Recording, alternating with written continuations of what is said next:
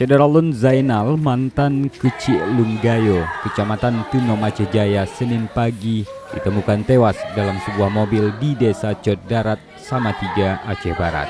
Zainal yang di KTP terdaftar sebagai penduduk Aceh Barat itu diduga menjadi korban pembunuhan.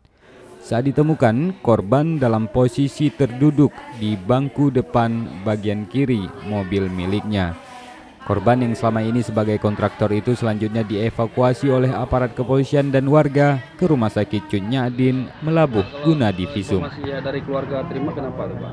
Itu saya nggak tahu, karena seminggu yang lalu ada ke rumah. Ada ke rumah, jumpa istri saya, udah bilang ada habitat datang ke rumah. Nah itu pulang, nggak pernah jumpa sama saya. Tahu-tahu tadi anak kerja di rumah sakit, dia bilang ayah habitat sudah meninggal di rumah sakit di kamar mayat. Nah, langsung saya pergi kemari, saya lihat.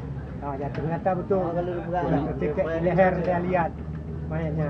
Kondisinya tercekik. Ya, tercekik di leher saya lihat, bekas tali. Bekas tali. Kalau mayat Dari pemeriksaan medis diketahui pada bagian lehernya terdapat bekas jeratan tali dan mengeluarkan darah di hidung. Dari Melabuh, Rizwan, Serambi On TV.